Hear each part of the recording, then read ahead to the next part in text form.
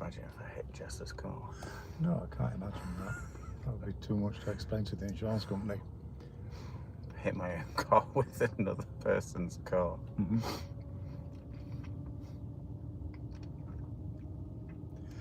So we're turning right.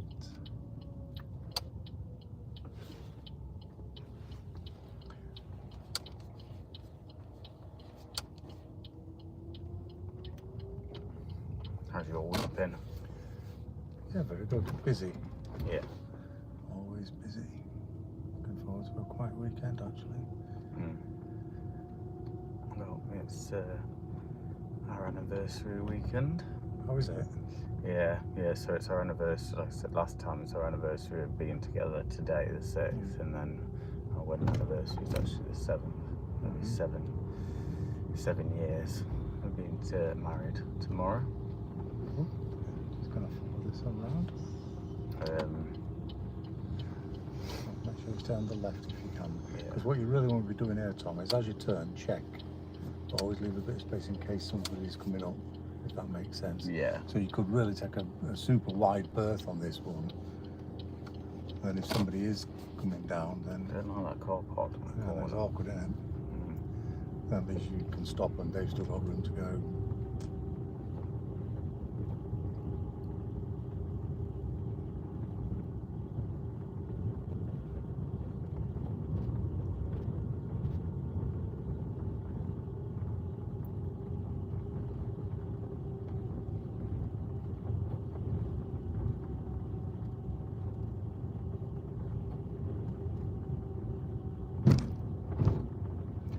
Okay, so if we can turn left, no, sorry, I'm not talking about, let's turn right at the end of the road. Okay. Take it on A. This could require patience and eye contact and all kinds of things, so really good positioning on this one to start. So right up to the giveaways, that's it there. Now, eye contact with these on this side. See, this guy could have let you go, but he decided not to. Because there was a big space there on the... Yeah. No, that looks like... Yeah, none of these are going to give way to, are they? So big space on the right, have we got one on the left? No. So he was thinking about it, but he's not because of this. No one wants to let a learner out, do they? Oh. You don't want to get stuck behind me. Right, big gap. Okay, big gap coming, so edge out a little bit, but don't commit. That's it, a little bit more, follow him out. There you go. That's the way to do it. Because we saw the gap coming. Yeah. So we can edge out, and it's safe to edge out, so what else you going to do, eh? Jess lets everyone out. She's really considerate, yeah. Oh. Yeah. Everyone who wants to come out, everyone who wants to turn in, she seems to stop. I'm like, you don't need to stop, you know, not for all of them. You just keep going. Right, we're just going to follow this road on then. Take us to our country road.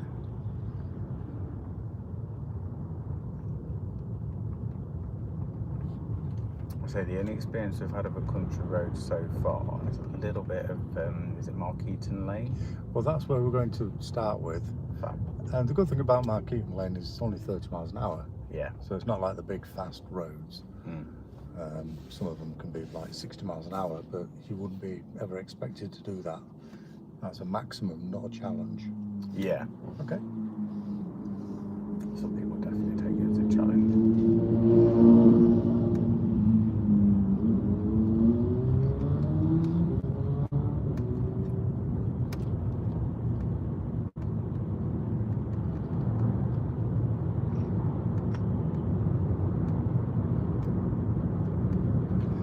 Motorcyclist looks way too close to that truck.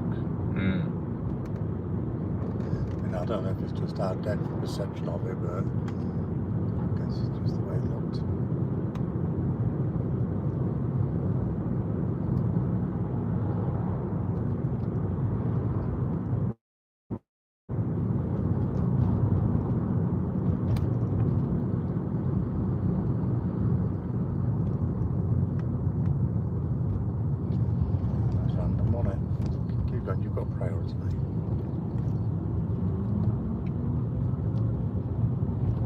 What was that? Sorry, you said.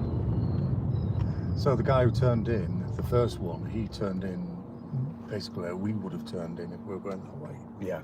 Whereas he should have turned in, there was a slip road for him earlier. But he's still allowed to do it as long as it's safe. But let's go, Tom. Green lights, mate. Yeah, sorry. I was actually trying to work out where the line was rather than watching the lights, and whether I was positioned correctly or whether I was a little bit too far back. I would have mentioned if you were too far away. I mean, there's plenty of wiggle room on there. There's not a lot of wiggle room forward. You shouldn't be stopping over the line. Yeah. But behind it, there's give you a metre and a half or something, you know. Obviously, if you're too far back where a car could get around you to get in, then that's going to become an issue. Yeah.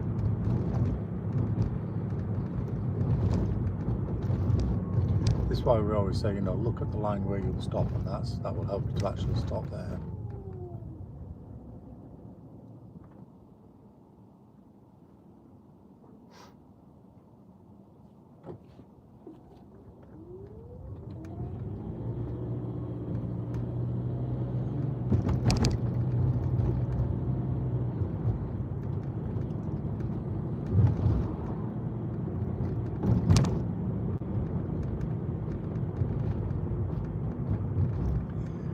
Okay, so we are going to take the next road on the left.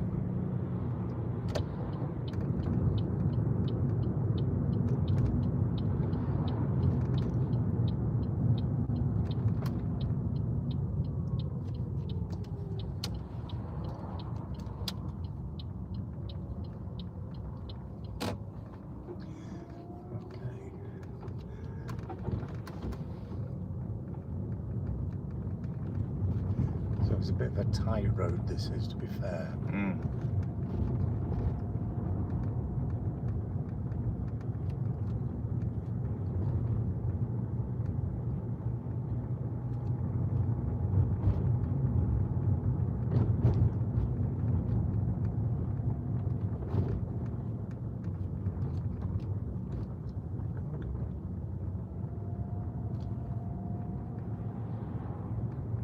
So what we'd normally say is on these kind of roads, speed up a little bit on the straight bits, slow down for the more difficult bendy bits. Yeah. And especially on bends, you know, if there's another car coming on a bend, because it only takes one of you to get it wrong. I was going to bring my sunglasses today, but Jess made a point of saying actually you have to be careful with sunglasses. Because certain ones aren't appropriate for driving with, and you can actually get, well, not done for it, but you can get a little slap on the wrist. Yeah, so for sunglasses you would need, there's a couple of things, you know. Have you got prescription sunglasses? No, actually, no. It's one thing I never really bothered with, because most of my glasses are just used for like computer work and watching TV and stuff like that. So there's a couple of options that you can do. You can either get prescription sunglasses for driving, or you can get some clip-on sunglasses. But what you're really looking for is polarized. Yeah. They've got to be polarized. And I've got some clip-ons around somewhere, so I'll show you them in a bit when we're around. But the other thing is these glasses here have got some Kodak lenses in, and they're called the iDrive lenses. Yeah. And normally reactor lights don't work inside of a car, but these do. So my glasses are not full reactor lights, but they're just slightly, but they're slightly shaded, and it does make it a lot easier for driving. Yeah.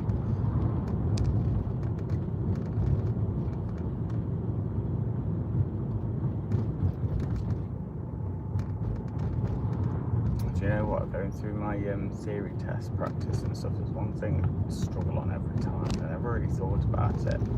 It's because I'm really, really quite colourblind. Just slightly tight on it. Yeah, I think I'm finding myself edging over because it doesn't seem like much room on me right. But there's a different colour to kind of the cat's eyes on the road, and they mean different things. Yeah. And I've 35 years, I've never known that. I'd see capsizes just all being basically one colour.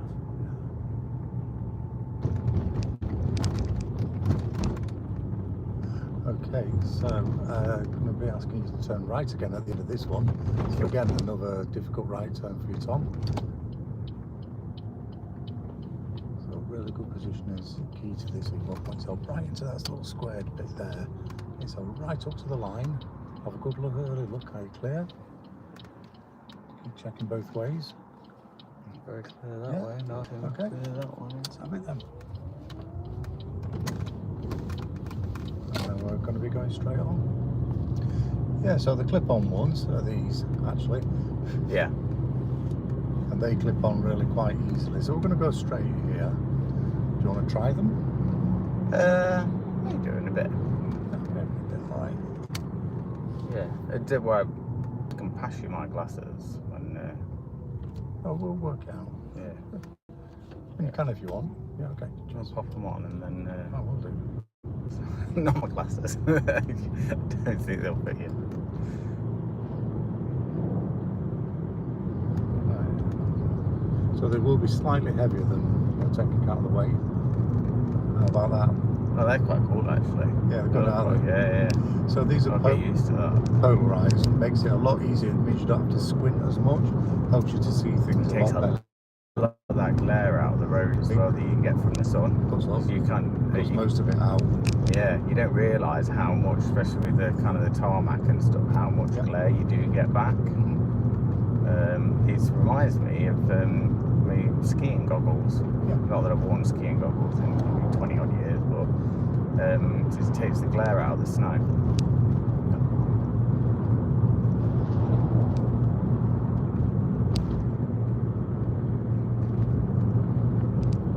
It's like putting stuff in HD a bit.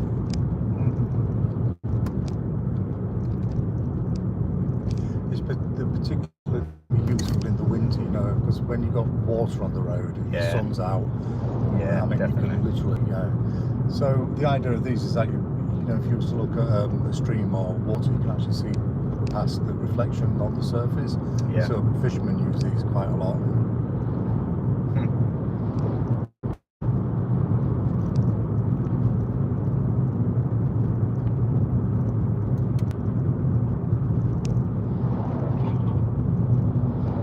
So this still counts as a country road as well.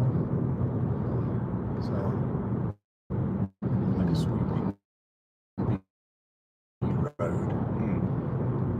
And then what we're going to do is go back onto more traditional country roads in a little while as well. Cool.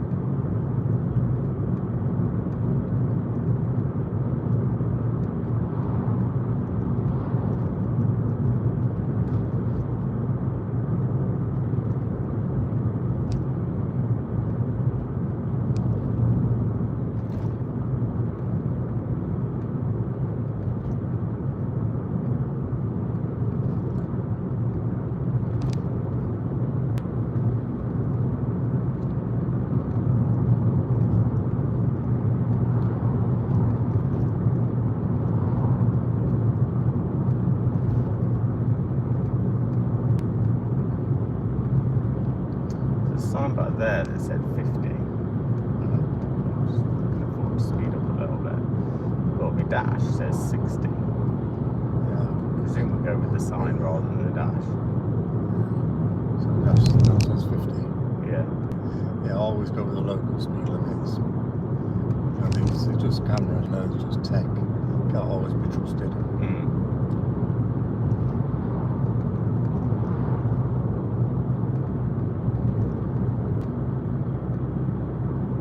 Quite nice driving around these.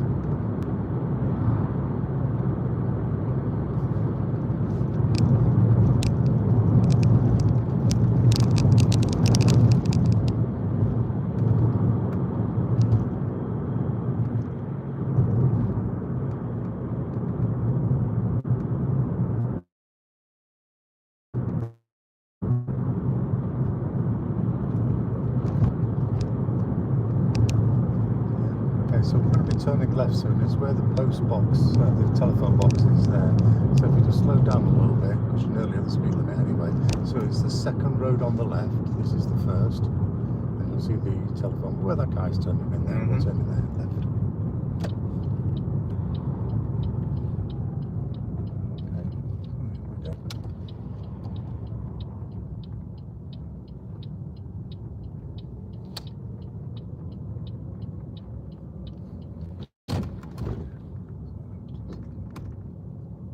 Along. Gonna have to work this out. They are stopped. Yeah, they are stopped. Can we go around? Start edging out. So, Yeah, so that's it. Keep it moving, keep it checking. That's it. good. It's a bit awkward one because you've got a That's crest of a hill there as Well well. awkward, well awkward.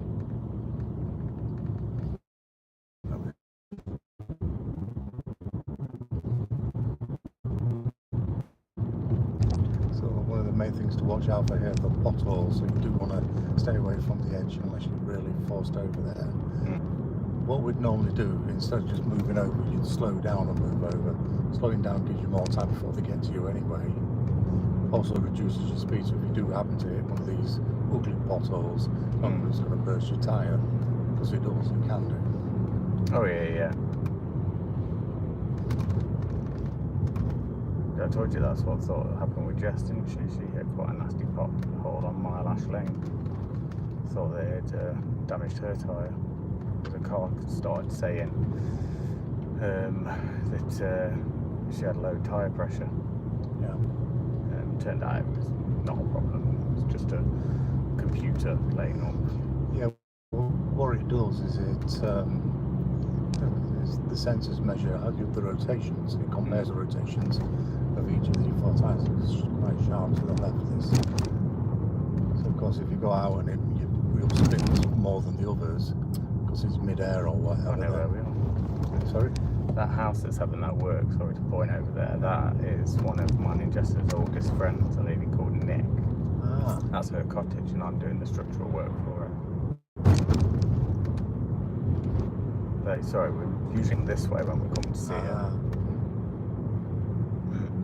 Sorry to interrupt. That's all right.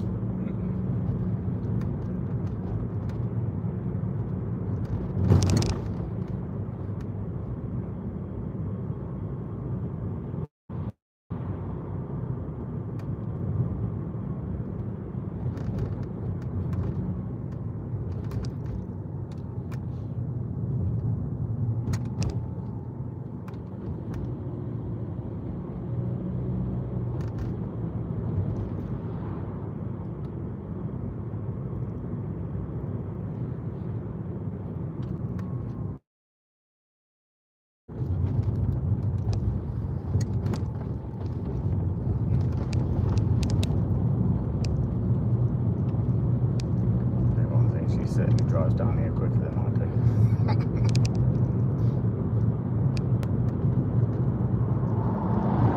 Not like that. Yeah. That sounds like a cane in it is. Well, maybe not cane in it, but it's definitely faster.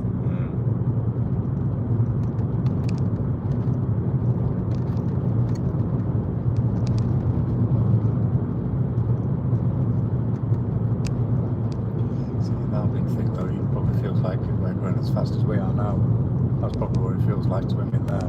Yeah, it's amazing how different speeds can feel in different cars as well. Yep.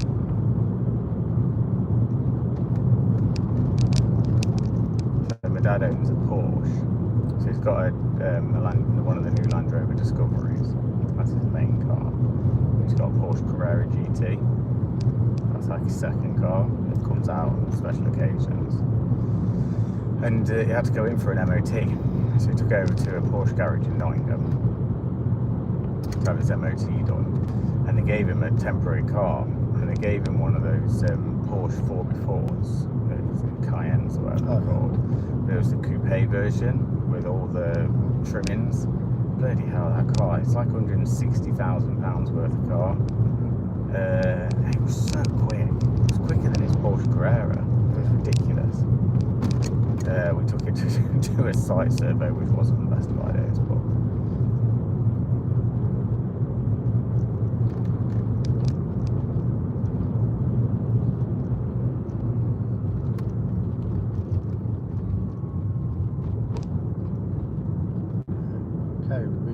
into a roundabout and we're going to turn right. Second exit, going to middle over. We're doing all my old haunts. We used to live on down here. Point out where in a minute. Okay.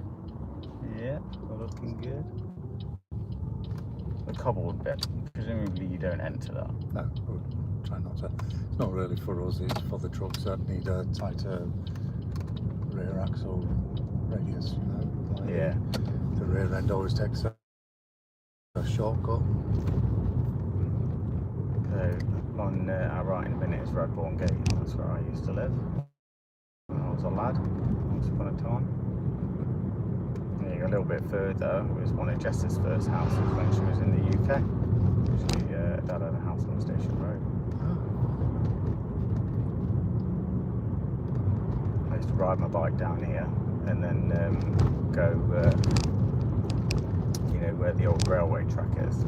Yeah, oh, yeah, just down there. Yeah, you can take that all the way to Etwall. That's where we used to go.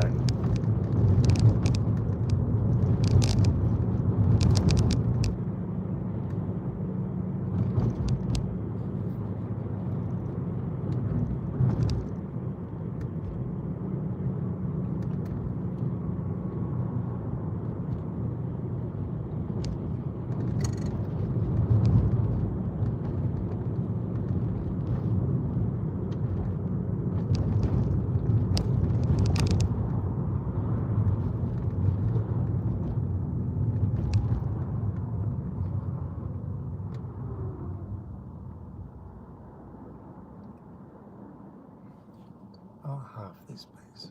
I'll have it. No, stop.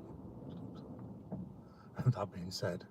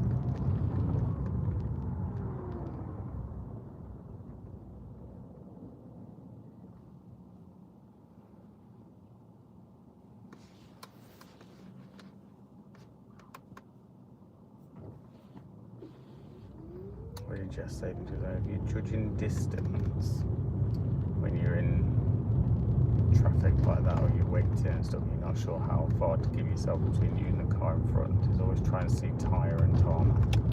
Yeah, it's called TT, tyres and tarmac. Yeah. So you should be able to see the tyres and the tarmac between the wheels. Yeah. In an ideal world. Depends on the car you're driving. So you've got a bigger bonnet or something, you know, that's not going to work for you. But generally we say about half a car length. You should leave just enough space so if they was to break down, you'd be able to get out from behind them without having to reverse.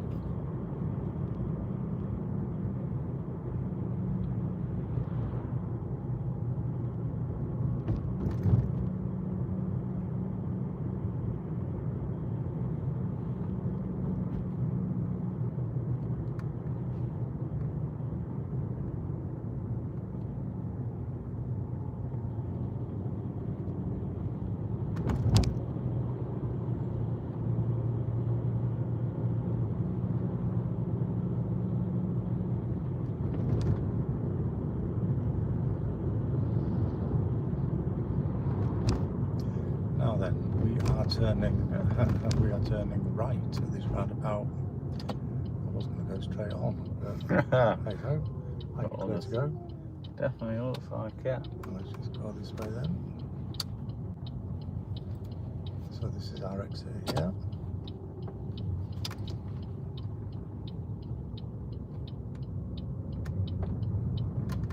We saw you, by the way. Oh no. I forgot to tell you. Yeah, me and That's Jess. your signal. Yeah, me and Jess were Was I on the driving. lesson? Yeah, you were. Did I have a worried look on my face? If anything, we saw the car. I didn't think we saw the occupants. Was it this car? Yeah, it was this one. It was only a handful of days ago. Can't remember where we were going.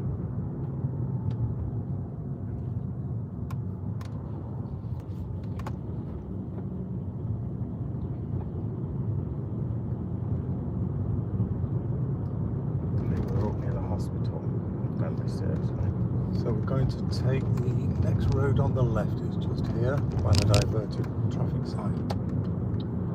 So where was it? By the hospital? Yeah, pretty certain it was. Or Derby Royal? Yeah. Oh, I live around there anyway, so... It was about middle afternoon. Actually, it might have been around lunchtime, actually, thinking about it. Could have been taking my missus to work. Yeah. I think Jess has had all this week off, so we've been actually making the most of going out